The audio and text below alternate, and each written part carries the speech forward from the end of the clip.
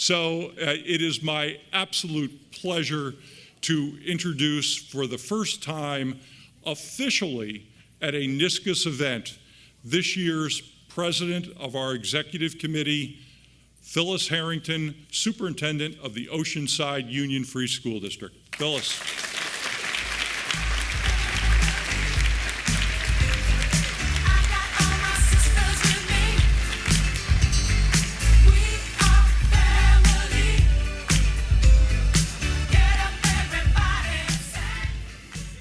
Oh boy, my dear friends, I am truly overwhelmed by the opportunity to stand before you as the president of this amazing organization.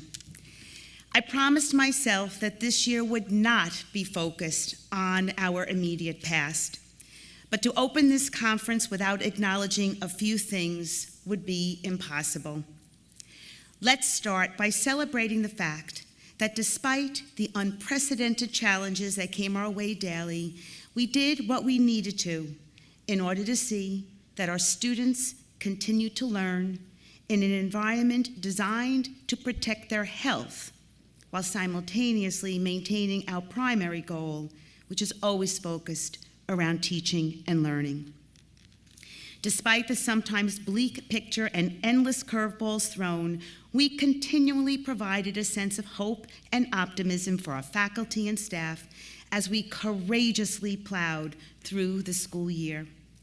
As an organization of school superintendents from all corners of our large and diverse state, we managed to stay connected through the hard work and efforts of the amazing staff at the council. However, that was the past. This conference begins our journey forward. Your presence here today acknowledges how important in-person human connection is. Our primary goal for this conference was to give all of you an opportunity to reconnect with colleagues, find time to break bread together with a mix of joy, delight, and much laughter. After all, we are family. Speaking of family, I am joined here this afternoon by my daughter Emma and her fiance David. They are both music educators on Long Island, and I have to say I've learned so much from them as you look at things through the eyes of a beginning teacher. My son Alex is a teacher in his own way. However, instead of in a school building, he teaches actors and musicians how to navigate through a musical score as he works as a musical director on Broadway. I'm so incredibly proud of all of them. They continually to remind me what is truly most important. Of course, my husband Kevin, also an educator, has been my partner through all of this. His support has enabled me to be my best self.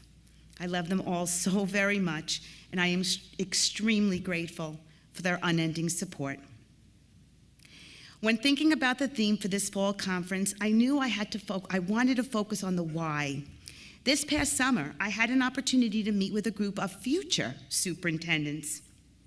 We did an exercise where they had to think about why they were pursuing a career as a superintendent. Their responses were insightful, profound, and encouraging.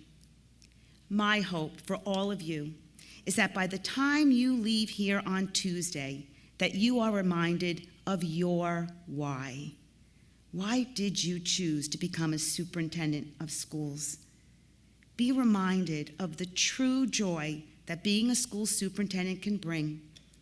It is a staggering responsibility. If this past year didn't prove that, nothing ever will. Yes, it is a ride filled with ups and downs, but it is a calling, a ride of a lifetime. So, my friends, I end by sharing a short video that should help to remind you of that joy, help to remind you of your why. It also exemplifies so vividly how I feel about each and every one of you, my fellow colleagues. I am amazed. Take a look around, and you will be too. It wasn't that Fred Astaire did things that no one else could or can, but it was the use in each step, the seemingly effortless grace that carried him. That's what I admire.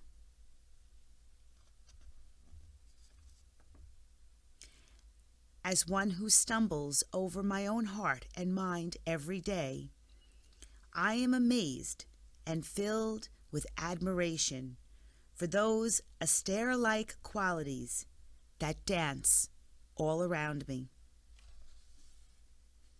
I admire those who wake each morning and find a reason to smile, and then give you theirs for no reason at all.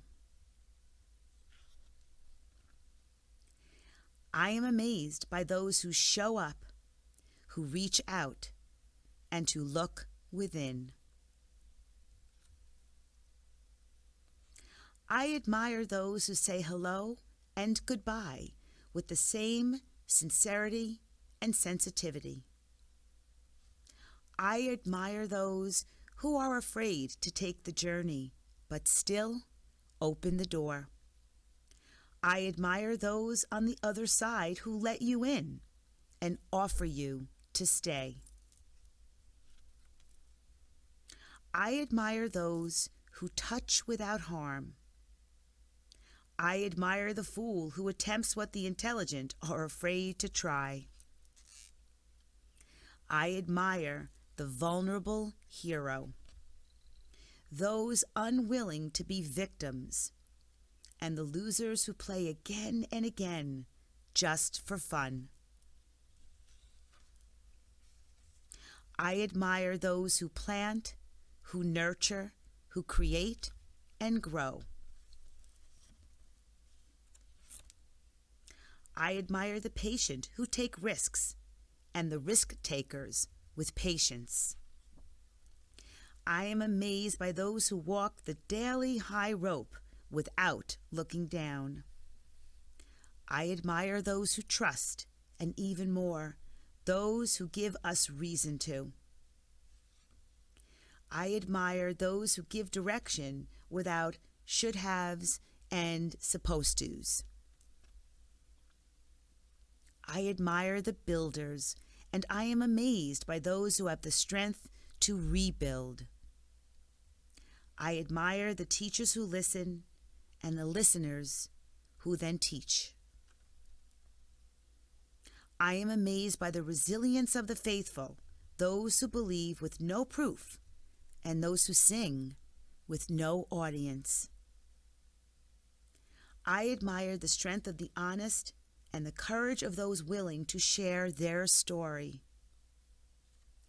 I admire those who forgive, and I am amazed by those who have forgiven me. I am amazed at the wisdom of the young and the playfulness of the aged, and I admire those who dare the untimely roles of each.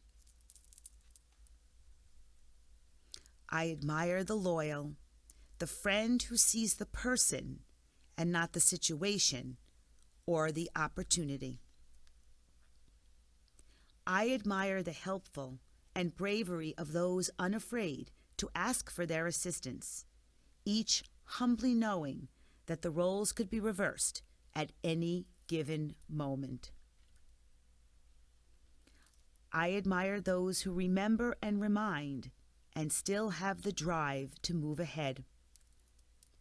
I admire the lost who keep looking, and I'm amazed by those who keep looking for the lost. I am amazed by those who go to sleep with nothing and carry the sweetest dreams. Mostly, I admire you, you who give love so effortlessly, with such ease and such grace, as if the steps of the heart just flowed from your every muscle. And I am amazed that you let me fumble along beside you. It's you who amaze me, you lovers and losers, you teachers and listeners, you faithful and hopeful spirits of playfulness, wisdom, and strength. You who show up every day and dance. It's you I admire, and I am happily, joyfully, and gratefully amazed.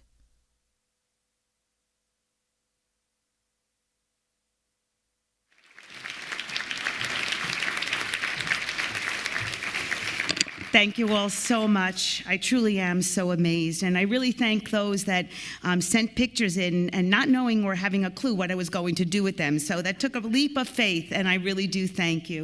But truly, I know for me personally, watching those faces of the children and watching the superintendents in action, it is what we do day in and day out. So again, thank you.